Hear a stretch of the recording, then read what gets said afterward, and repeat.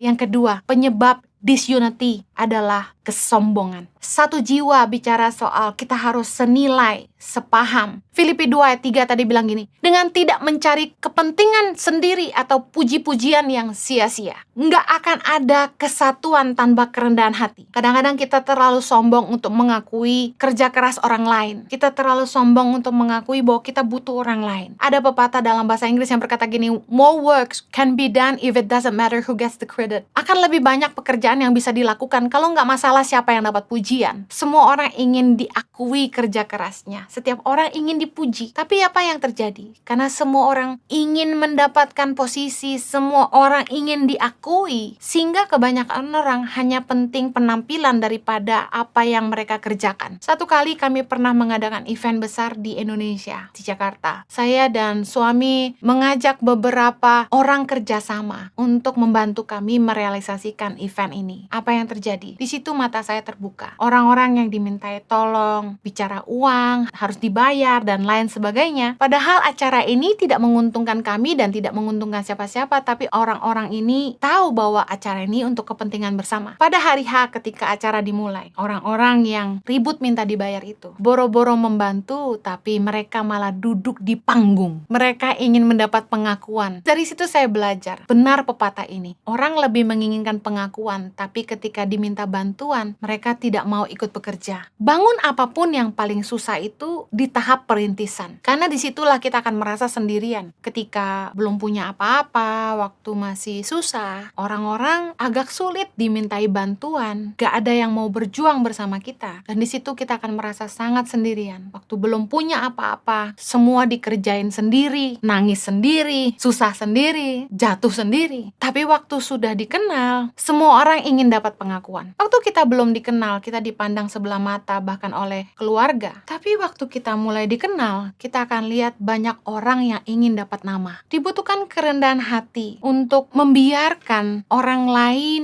naik ke panggung yang kita dirikan sendiri. Butuh kerendahan hati untuk memberikan kursi buat orang lain yang kita tahu mereka mampu menjalani. Meskipun kita yang merintis dan berjuang. Saya belajar bahwa tidak semua pahlawan harus duduk di kursi pemerintahan. Belajar menyerahkan hak kita pada orang lain yang bisa melanjutkan perjuangan kita. Waktu Indonesia masih dijajah, banyak pahlawan yang mungkin berjuang mati-matian. Dan hari ini ketika Indonesia sudah mulai lebih sejahtera, mungkin mereka sendiri nggak dapat apa-apa. Kalau nggak masalah siapa yang dapat nama, pengakuan, kita mau rendah hati. Yang penting negara maju, yang penting Indonesia sejahtera. Kita nggak usah pusing siapa yang duduk di kursi pemerintahan. Untuk bersatu tuh dibutuhkan kerendahan hati. Tanpa kerendahan hati, mustahil apapun yang kita bangun bisa bertahan. Berapa banyak pelayanan yang dibangun dengan ketulusan tapi berakhir dengan pertengkaran. Berapa banyak usaha yang dirintis dengan doa dan air mata, akhirnya diakhiri dengan perebutan harta dan kekuasaan. Galatia 3 ayat 3 berkata gini, adakah kamu sebodoh itu? Kamu telah mulai dengan roh, maukah kamu sekarang mengakhirinya dalam daging? Banyak kali ketika susah, suami istri sepakat sehati berdoa, mencucurkan air mata. Tapi ketika diberkati, biasanya orang jadi lupa diri. Untuk bersatu sebagai keluarga maupun bangsa, kita harus belajar saling rendah hati. Menganggap orang lain juga penting. Kita nggak boleh hanya fokus kepada kepentingan diri kita sendiri. Untuk bersatu, jangan adu tinggi, tapi adu rendah hati aja. Saya percaya bahwa promosi dari Tuhan itu diberikan kepada orang yang rendah hati. Mari kita belajar dari Filipi 2 ayat yang kelima bilang gini, hendaklah kamu dalam hidupmu bersama menaruh pikiran dan perasaan yang terdapat juga dalam Kristus Yesus, yang walaupun dalam rupa Allah tidak menganggap kesetaraan dengan Allah itu sebagai milik yang harus dipertahankan, melainkan telah mengosongkan dirinya sendiri dan mengambil rupa seorang hamba dan menjadi sama dengan manusia. Dan dalam keadaan sebagai manusia, ia telah merendahkan dirinya dan taat sampai mati, bahkan sampai mati di kayu salib. Itulah sebabnya Allah sangat meninggikan dia dan mengaruniakan kepadanya nama di atas segala nama. Karena orang berebutan minta dipuji, makanya perselisihan terjadi. Kesombongan, iri hati, nggak akan menyelesaikan masalah di negara ini. Kita akan saling menjatuhkan, bukannya saling menopang. Untuk kesatuan boleh terjadi, kita harus rendah hati. Tidak masalah siapa yang duduk di kursi, kita harus bisa tetap berkontribusi.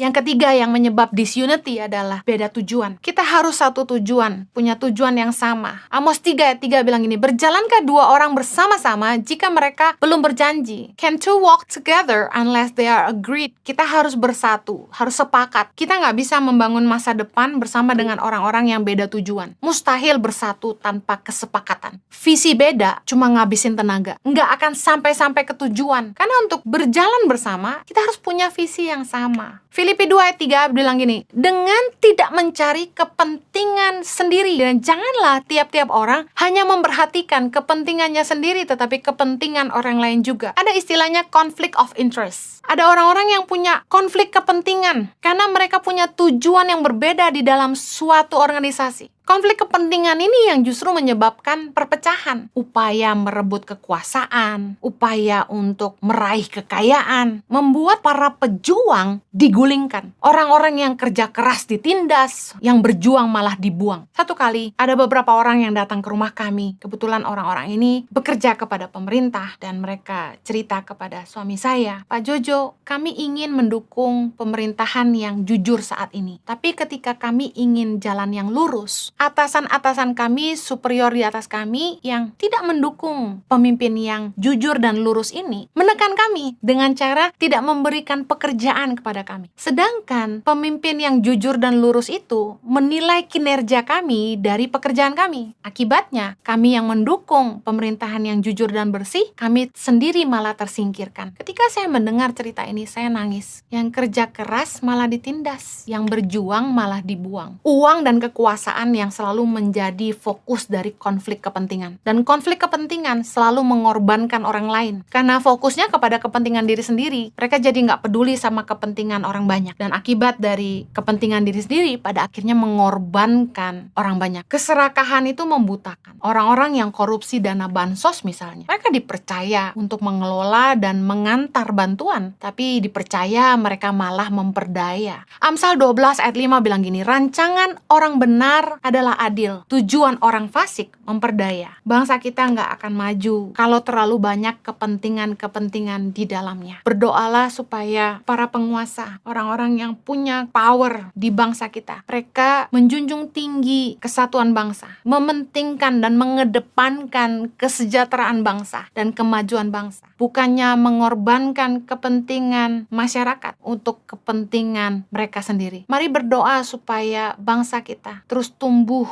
terus tangguh, dan kita terus berjuang untuk kesejahteraannya. Doa saya bagi generasi ke depan, mereka mencintai rakyat, berintegritas, sungguh-sungguh hidup takut akan Allah, menjadi pemimpin yang adil, jujur, dan bertanggung jawab. Tidak hanya memajukan diri sendiri, tapi mereka memikirkan kemajuan bangsa. Mari rakyat Indonesia, kita lahir di bangsa ini. Apa yang sudah kita lakukan bagi bangsa kita? Jangan biarkan orang memecah belah persatuan hanya karena kepentingan. Mari kita berjuang dan berkontribusi bagi kemajuan bangsa sendiri.